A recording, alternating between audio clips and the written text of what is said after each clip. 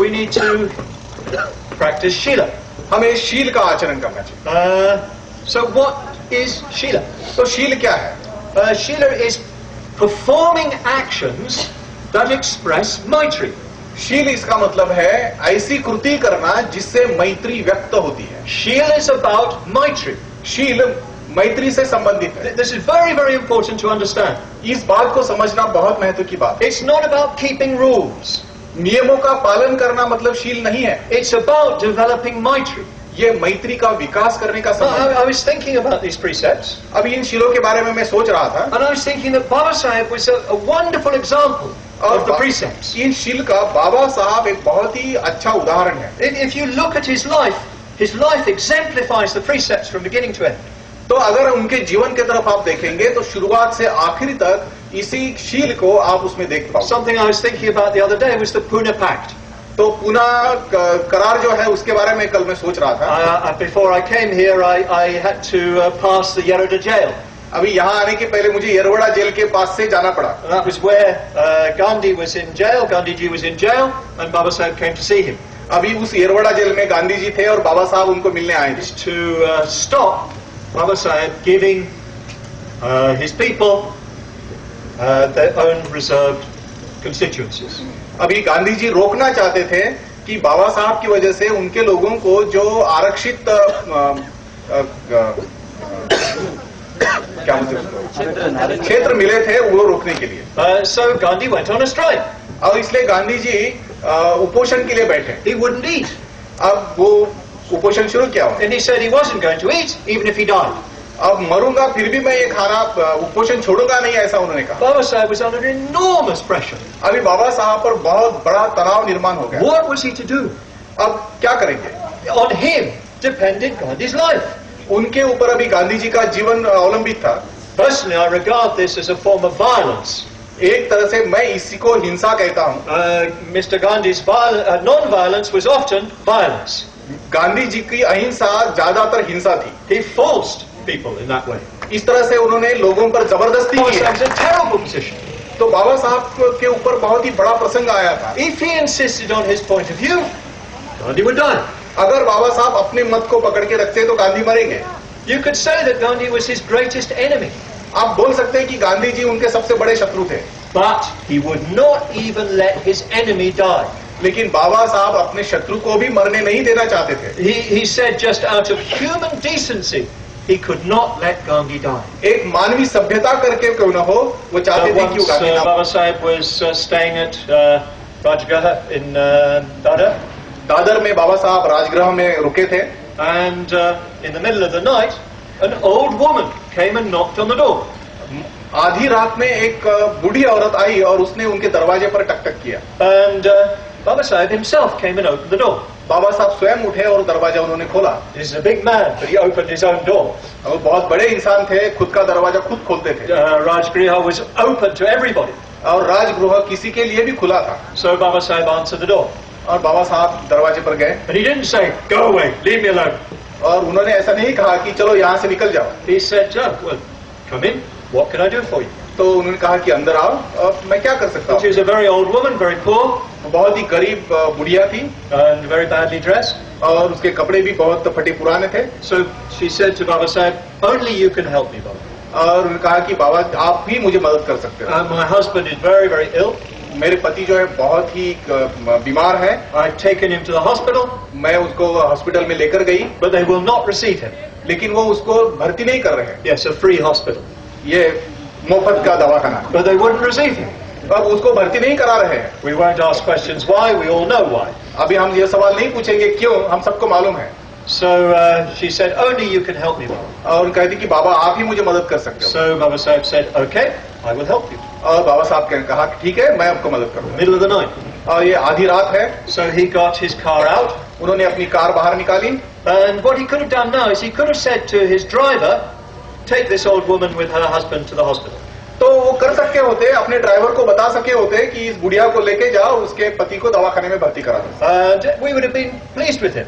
और इससे भी हमें बहुत आनंद हो गया होता. But that wasn't good enough for Baba Sahib. लेकिन बाबा साहब के लिए इतना पर्याप्त नहीं था. He went in the car himself. वे स्वयं गाड़ी निकाल कर निकले. He went with that old lady, got her husband, went to the hospital. वो उस बुढ़िया को लेकर गाड़ी में वो दवाखाने में गए। And of course all the hospital people, they were saying, oh, Sahib, Sahib, Sahib, yes, yes, yes. अभी हॉस्पिटल के लोग साहब साहब साहब साहब हाँ हाँ हाँ करने लगे। And he made sure they admitted that old man. और उन्होंने देखा कि उस बुढ़े व्यक्ति को उन्होंने भर्ती करा लिया है। He made sure they treated him properly. और उन्होंने ये भी निश्चित किया कि उसकी व्यवस्था अच्छी हुई। He made sure the old lady had some food. और उस बुढ़िया को खाने के लिए कुछ मिला है या नहीं उसको देखा। And only when he knew that everything was all right, he went back to bed. और जब उन्होंने पता चला कि सब कुछ अब ठीक हो गया है तब वो घर में गए सोने के। So that's just one little story of Baba Sahib's generosity. तो ये एक छोटी सी कहानी बाबा साहब के दानशूरता की। There are many, many stories like that. और ऐसी बहुत सारी कहानियां। The old India, men were there, women were there. जो पुराना भारत था तो पुरुष जो है ऊपर थे, महिलाएं नीचे। Men were here, women were there. पुरुष यहाँ है तो महिलाएं अंदर थी। But that has to change. अभी ये बदलना है। Baba Sahib was really determined that that should change. और बाबा साहब पूरी तरह से इससे निश्चित है कि ये बदलना चाहिए। They wanted to see a different kind of relationship between men and women when they married. जब वे विवाह करते हैं तो स्त्री और पुरुष के बीच में एक अलग रिश्ता होना चाहिए। He said to some young women once, "Don't be in a hurry to marry." कुछ युवतियों को बाबा साहब एक बार कहते हैं कि शादी की जल्दी मत करो। Make sure you get a good education first. सबसे पहले निश्चित करो कि आपकी शिक्षा अच्छी हो। When you marry, don't think of yourself as your husband's slave or his servant. जब आप शादी करोगी तो ये मत सोचो कि आप अपने पति की नौकर हो या गुलाम हो। Think of yourself as his friend and companion. अपने आप के बारे में ये सोचो कि आप उसकी मित्र हो और साथी हो। This was Baba Sahib's message for marriage in India. और बाबा साहब का ये संदेश है भारत Of में शादी course, के लिए। I know that he had a lot of feeling for his wife Ramabai. उनकी जो पत्नी थी रमाबाई, उनके बारे में उनकी काफी मजबूत ऐसी भावना थी। And he felt very, very sad indeed that his early life he wasn't able to give her enough. अभी उनके पूर्व के जीवन में वो बहुत कुछ उनको नहीं दे सके, इसके बारे में काफी दुख उनके मन में था। Because he was getting his education, he was building his movement. अब वो शिक्षा प्राप्त कर रहे थे, उसके बाद में अपना आंदोलन खड़ा कर रहे थे। And Baba Sahib at one point felt quite regret that he'd not given her more. अभी बाबा साहब को एक बार ऐसा अपनी पश्चाताप भी व्यक्त करते हैं कि अपनी पत्नी को वो जो दे सकते होते वो उन्होंने नहीं दिया। And it wasn't that he was unkind, it wasn't that he was cruel, he just wasn't able to give her the support and financial support that she needed. लेकिन बाबा साहब उसके बारे में क्रूर थे या निर्दयी थे ऐसी बात नहीं है, लेकिन जो आर्थिक मदद होनी चाहिए, जो जीने के लिए जो बहुत सारी चीजें जरूरी है, वो पूरी वो उनको नहीं दे सकते। That was his feeling for her.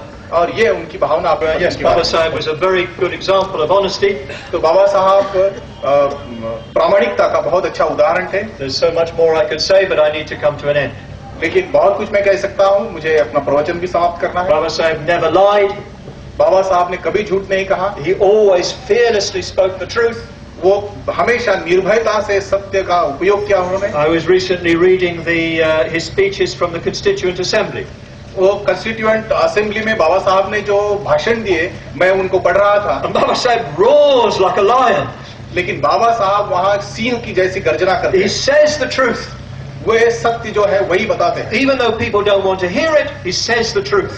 लोग वो सुनने की इच्छा नहीं रखते, फिर भी बाबा साहब सत्य ही कहते हैं। So Baba Sahib exemplified that sort of mindfulness. तो बाबा साहब इस ऐसे स्मृति के उदाहरण थे। I'll tell you an example from a very simple example. एक बहुत ही साधारण उदाहरण मैं आपको बताता हूँ। He one day rang Nanak Chandratu. एक दिन उन्होंने नानक चंद रत्तू को फोन किया। And he said, I want a particular book तो उन्होंने कहा कि मुझे एक किताब चाहिए with this title.